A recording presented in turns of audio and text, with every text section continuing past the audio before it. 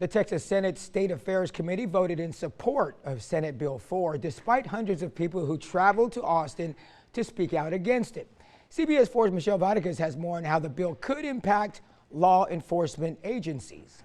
John Michael Torres testified before the Texas Senate State Affairs Committee. As a nation that believes in opportunity for all of our communities should be sanctuaries of safety, justice, and due process for all of us. Thursday morning, he says he waited over 12 hours to voice his concerns at the state capitol in Austin. He was hopeful his plea would persuade the committee to vote against Senate Bill 4, also known as SB 4, a bill that prohibits sanctuary cities and would give law enforcement the authority to ask individuals for their legal documentation. Torres, who is a communications coordinator with Lupe, says he was one of over 400 people to speak that day. Marta Sanchez with Unión del Pueblo Entero was also present. Sanchez is worried that if SB 4 passes, the relationship between law enforcement and residents in the valley will be affected. We've been working for years so that we can, the community can have this trust in the sheriff department, ensuring that the sheriff and the deputies will not be asking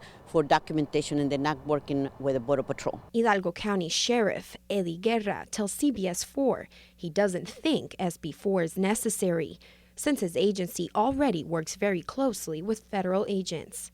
The standard operating procedure of the Hidalgo County Sheriff's Office is not going to change. He says his main concern will continue to be keeping the community safe. Their nationality, whether they're here legally or illegally, we don't take that into account. If he broke the law, they're going to be arrested. Even if the bill passes, Guerra says his deputies would not be able to properly check for legal documentation because they have not been trained to recognize what is legitimate and what is forged.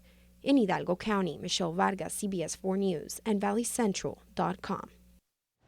And today, SB 4 was listed on the Senate's intent calendar, which means it could be voted on very soon.